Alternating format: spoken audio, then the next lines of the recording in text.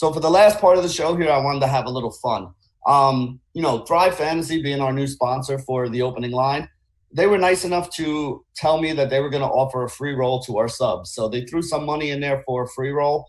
You go over to Thrive Fantasy, you sign up. If you don't have an account, use promo code ELITE when you sign up. They'll give you a bonus on your first deposit. And then you get a chance to win even more free money in this free roll that they have. So let me tell you how to get into it. You go over to Thrive Fantasy, you sign up. When you sign up, you're going to see in the lobby, it says Elite Fantasy Free Roll. You go to that Elite Fantasy Free Roll thing, you click on it, it's going to ask you for a password. The password that you need to put in is just the word Elite, but it's case sensitive. So make sure everything is lowercase Elite right there, and that'll let you in. Now, for those who haven't played over at Thrive Fantasy, one of the reasons why I want to talk about it here is that it's basically all prop betting. What you're going to do is they're going to give you 10 different props. You have to pick out the 5 that you like the best. The catch is that they don't all pay even money. So, obviously, if we're taking something that's very likely to happen, just like if you're sports betting, you might only get a small payout on it. If you take something that's not very likely to happen, like one of the questions is about somebody having an eagle this week, that pays like more than any of the other bets that are out there. So if that guy does get the eagle, it's going to give you a big advantage if you're playing in tournaments. If he doesn't, though, you're probably going to get, 0 points out of it. And even if you say, yeah, I think he's not going to get the eagle, you don't get a lot of credit for saying that because it is something that's very unlikely to happen. So not only do you have to have 5 props that you like, but you also got to kind of keep an eye on what these prices are. Because if you pick the 5 chalkiest things out there, even if you go 4 for 5 or 5 for 5, you're probably not going to win the big money without having at least one of these, kind of underdog long shot things happen. So I'm going to go rapid fire through these, and I want to get your thoughts on them, over or under. And then at the end, we'll kind of talk about which ones you like the best, and you would include on any of the lineups that you're making for this free roll. So I'll go down the list. We'll just go, Frank, then Paulie, then Frank. I'll ask you guys. You tell me what you think of it. So this is for the first round only. So basically the first games we're going to see on Thursday here. Dustin Johnson, over or under 68.5 strokes. The juice is to the under on it. I don't think I have an opinion there. I think I would omit that one. Just for I don't really think DJ is playing that well, but I'm going to say I would skip that one, right? I get 5. You can skip 5 of the 10 that are here. So if you don't like one, you can definitely skip it. I skip that one. Yep. Paulie, anything you like in that one? For me, I would wait to see the tee times. If he's playing in the morning, I would go under, just because we're typically going to see a little bit softer conditions there, better greens in the morning. If he's playing in the afternoon the first day, that'll probably be a pass. Considering I think you're getting 105 points for the under here, so that's definitely something that's valuable. If he happens to be playing in the morning, go out and kind of get a low round out there. All right, so there you go. A little bit of a twist there on Paulie's advice. I like it. All right, so here's the one I was talking about with the eagle. It's actually Brooks Koepka, somebody who you guys are not super high on this week. But the over-under on him getting eagles is only 0.5. So really he just needs to get 1. And remember, this is not for the whole tournament. This is just on Thursday. So it is the biggest payout at plus 140 points if you get it right. The under on 0.5 is 60. So obviously I'm assuming both of you guys like the under more as being the more likely thing. But how much exposure would you have to a guy like this for the chance that if he does hit it, that plus 140 is probably going to be on a winning lineup? Yeah, I mean, the par 5s here are still fairly long, so I think this is probably pretty accurately priced. I would probably pass on that one as well. Paulie? Yeah, the true odds of Koepka making eagle in the first round is about 5.5 to 1. There's only 3 par 5s. He's been able to get to all of them, but the problem is you can hit a great shot. You still got to make the putt, right? Even if he hits it to 8 feet, it's a coin flip that he makes the putt, right? So, and hitting it to 8 feet from 250 yards is not an easy thing to do. So, I definitely think it's going to be most likely not an eagle here, but you only get 60 points for saying no, and I don't think that's going to win you a tournament. Like if there was a cash game or something like that, you're worried about just trying to get points, then yeah. But 140 for me isn't a big enough payoff to select a yes on the eagle here. All right, so that was actually going to be my next question, and Paulie kind of answered it anyways. Even if you guys don't like him to do it, this is also one that you probably want to stay away from because it is the lowest payout. If you say no, you only get 60 points out of it. So Right. really, it's not going to move the needle much or get you to the top of the heap if you're trying to take down the big prize here. Like Paulie said, if you're playing in a cash game, there, that's a different story. But otherwise, we're not looking at it. All right, so Tommy Fleetwood, a guy that you do both like, 3.5 birdies is the over/under here. Yeah, I would say over. I know this is only 75. It's relatively small, but I think it's almost guaranteed that he makes 4 birdies at the score. So the winning score here last year was like 20 under, 20, 21, something like that. So I think he's one of the best players in the world. I think he's might be the best player in this field, this week. So I'm just going to I would take the over there because I just think it's far more likely that he gets 4 birdies in the first round. Paulie, agree? Yeah, for me here, if I was setting the line on Fleetwood, I'd have it set at 5.5, not 3.5. So there's a massive edge to the over. But once again, you're only getting 75 points for the over versus 125 for the under. So this is one where, even though it may be almost free money to win, it doesn't make sense to play him in this format because you're not getting paid off as much, right? Yep. So there we go. All right. So we'll talk about the next one here. Bubba Watson, 11.5 pars. Now, something I want to say because I made this mistake last week. Birdies and bogeys are basically counted the same here. You need over 11.5 pars. So a guy could go out there and have a great round and have, a whole bunch of, maybe he has – actually, it probably wouldn't be a great round. What will happen is a guy could go out there and shoot like 3 under, but he could get that 3 under by having like, maybe 6 birdies and a double bogey or something like that to get him to that number. And if he does that many different things, he might not end up with 12 pars exactly, which is what you need for the over. I do still like that 11.5 number for the over, but what are you two guys thinking for Bubba Watson? Over or under 11.5 pars? Yeah, I think the number's pretty close. I mean, he's a high variance guy. He makes a lot of birdies and a lot of bogeys. But, if you twist my arm, I guess I would probably take the over here. I would maybe skip it, but, 105, just if it were 100, I would probably avoid it. But 105 might entice me to take the over a little bit. Bubba doesn't. I look at the way that like Bubba putts, and he just kind of babies stuff up towards the hole. He tries to die it in. That lends itself at least to making a lot of pars on a course where he should be like driver in the fairway and on the green. So if you twist my arm, I would like the over here maybe. Yep. Paulie, anything for you on this one? Yeah, I see a sizable edge on the under. I did this at like 10.5 on his over-under for pars, just because if I was setting birdie over-unders for Bubba, I'd have it at 5.5. So if you add that to the fact that I'd also set his bogey number around 2, that leads us down, that roughly around 10.5 for the number there, about 10.5. So and you're getting 95 points on the under. Bubba's going to play this course aggressive. He's going to hit a driver on a lot of holes. 3 par 5 should be birdieing.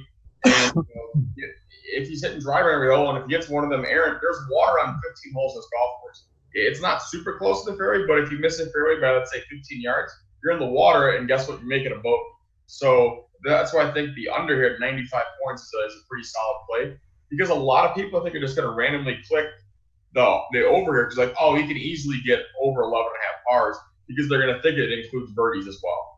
Yeah, which is, like I said, that's why I made the disclaimer at the beginning. I don't want people out there making that mistake. This is only pars. Bogeys and birdies basically count just the same as a loss here in this situation. Speaking of bogeys, let's go to the next one. A guy that I know Paulie's high on this week, and I'm pretty sure that Frank likes him a little bit too. Paul Casey, 2.5 bogeys in this first round for him, which would really make Paulie upset if that does wind up happening, so I hope it doesn't. But pretty sure you're going to be on the under here, right, Paulie? Yeah, I think this number should be like 1.5 or 2. But I mean, we're getting only 85 points in the under. But I definitely think Casey's one of the more consistent guys. Really good ball strike, we mentioned, off the tee and on approach, and just very flat line, very consistent. A lot of rounds he shoots are like 68 to 71, just making 4 birdies, 1 bogey, 5 birdies, no bogeys, right? So under 2.5 is definitely something I like. Frank, how about you? Yeah, I would take the under for sure. That was one of the ones I clicked on. I think his 8 last week probably hurt him a little bit, and it's maybe influencing, what we're seeing here. But I have him the best ball striker in this field, best tee to green player in this field. So I just see him on almost every green, and it's going to be hard to make bogeys if he's hitting every green at an easy putting course. All right, so next one up, one that's a little bit closer to even money, which is good. Tony Finau, 4.5 eagles and birdies, over overpaying 105, underpaying 95. Definitely a good one to be on here. Paulie, we'll go back to you. What are you thinking on Finau, 4.5 eagles and birdies? Yeah, this is pretty much the one that's an auto lock for me to take over here. I did this lined at 6 here.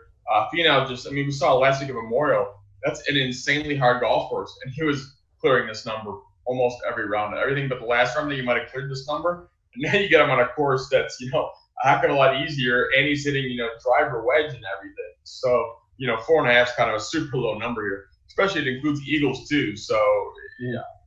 And you're getting 105. You're getting more than you would if you went under. So it's a no-brainer. You have to play this one. All right, so best bet there for Paulie. Frank, you're shaking your head. I think you agree. Nothing to add here. I mean, he's probably going to have a couple eagle looks, on this course. So I don't. Yeah, I think if it were flipped around, I would still say 95 is worth it. So 105 certainly. Yeah, definitely. And again, whenever you're getting above 100 on any of these, you're basically on the underdog side of it. And if these guys like it, and it's also the underdog side of it, definitely one I'm going to be having in my lineups as well. So next one here. Now this one is pars plus bogeys. So basically anything except for eagles and birdies for Jason Duffner. And the number is 12.5. So if you want to ask this question another way, basically 5.5 would be the number for eagles and birdies on Duffner. So how do you guys feel about 12.5 on pars and bogeys? Yeah, for me here, I'd be taking the over on that. It's only 85 points, but Duffner's not a guy who makes a ton of birdies and bogeys. He's kind of like a Paul Casey in the fact that he hits a lot of greens, doesn't make many bogeys, and just when he shoots, 400 in a round, it's usually, 4 birdies and no bogeys, or 5 birdies and 1 bogey. To where like he's not going to go out there and just go yin and yang, back and forth, birdie, bogey, birdie, bogey, birdie, bogey. You get a lot of pars out there for him, and this number is pretty close to where I would have it. Made me choose that. I would go over them. All right. I would skip this one, but I'm with Paulie here. He's not very long off the tee, but his ball striking is quite good. So he's not a good putter either. So it just lends himself to kind of making pars, I guess. But I don't really have an opinion on this one. All right, so here's an interesting one. The next one up is Matt Wolff. The number for strokes in the first round is 66.5, which is an aggressive number there. Yeah. If you want to go over that, though, you're not getting a lot of points. If you think he can go under 66.5, that 130 points is a lot there. So what are you guys looking at for Matt Wolff here? Go ahead, Frank. Yeah, I don't really have an opinion on this one. I think it's so aggressive that I don't really care to be on it.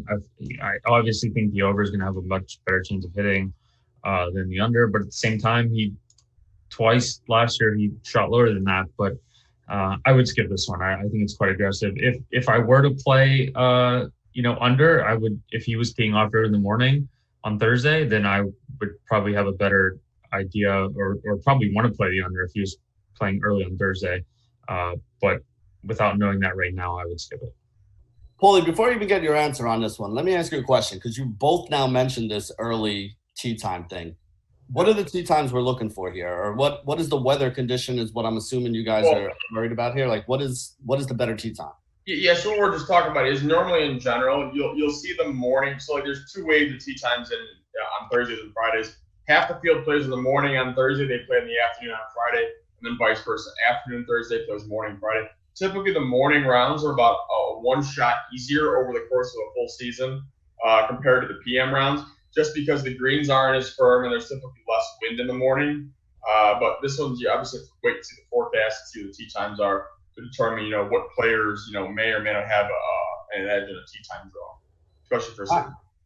All right, so now let me get your answer. Matt Wolff, 66.5 over under. What are you looking at here? Yeah, especially if you're trying to win a tournament here, I think if you maybe put a couple entries in, you're definitely going to want to have the under in at least one of them, just because you're going to have, if it hits 130 points is something that'll distinguish you from other people's entries, and a lot of people won't click under 66.5 just because that's a very low number, but in reality, that's only 500 par in this golf course, and that's not going to be that crazy. It just depends on if it's playing morning, afternoon, and what the forecasted winds are, which still a couple days away. So I don't want to necessarily put all my eggs in one basket until I Right. know the day before what that one is going to be like. Yeah, but I mean, if the wind is bad, some of these other ones that are 130 are going to also be pretty bad. And the next one is a good example of that. So, Frank, let me ask you this. If you're trying to get one of these big money ones in there, right? You have Koepka to hit an eagle plus 140. You have Matt Wolff under 66.5 for plus 130. Or you could look at the other biggest one on the board here is the next one we're going to talk about here. Rafa Cabrera Bello going over 5.5 birdies in this round. So of those three things, which do you think is most likely if you're trying to add one of these long shots in? Yeah, so I skipped a couple, so I have to play the last two, and I would actually play over here at 130. Rafa actually makes quite a bit of birdies, even in the PGA Tour season last year, which this year is kind of hard to gauge with the shutdown and the smaller sample. But last year, Rafa was second in par 4 birdie or better. His birdie or better percentage in general was 37. So at a course like this, which is far easier than the average PGA Tour course, I wouldn't mind taking a shot on Rafa here at the number that it is. He hasn't played as well this year, but he's definitely a guy that can make some birdies, and he's been, he's had the ability to do that. You're taking a little bit of a flyer here. With how he hasn't really played that great, but he's definitely got can fire off some birdies if you wanted. So if given I have to play these ones, I would play the 130 on Bello. Paulie, how about you? What are you thinking for this one? Yeah, I think the number's right spot on at 5.5, but we're getting 130 points for going over. So yeah, this is definitely one that I would be playing the over on. All right, so the last one up here is Lucas Glover, 68.5 total strokes. What are we looking at here? The under is 110. The over is 90. Glover's been quite good. So, he's 25 to 1 in the field, which I think is overpriced. But I also have him 5th in approach, 7th overall in ball striking. So, again, another number that's a little bit like 68.5 is probably pretty fair. I think he'd probably shoot around 68 here, 67, 68. But with it being juiced, to 110 on the under, I would play under here. Paulie, how about you? Yeah, I agree with what Frank said there. On the under as well for Lucas there. All right, so there you go. We went through all 10 of the props that are available. Remember, just because you guys all heard these guys talk about all 10 of these guys and what they had to say about it, the lineups are going to be very different, because if you just go out there and pick the 5 most likely things to happen, you're not going to wind up at the top of this, this tournament. You're going to have to hit on one of those, at least one of those plus 130s, because I can guarantee you whoever wins is going to have at least one or two of those bigger payouts there. So there is a little game theory that goes along with, making your picks. Obviously, you want to be right, but you also want to make sure that you're right and you're getting paid for it, because the guy who takes the one that's 60 and 70 is going to basically lose to the guy who had one of the guys that was 130 hit and also had that same 60 or 70 guy. So just keep that in mind when you're building your lineups. Remember, head over to Thrive Fantasy, use promo code ELITE to sign up. The password is ELITE, all lowercase letters. So I don't want anybody saying, oh man, I did ELITE and I can't get in there. It's all lowercase letters. It's case sensitive on the password. I don't make the passwords. They do it on their own site. They just told me to make sure to tell everybody that it's all lowercase, because there's always one guy who can't get in because he's putting capital E or something like that out there. So Thrive Fantasy, promo code ELITE, password for the free roll that we got going on for PGA over there is going to be ELITE, all lowercase letters as well.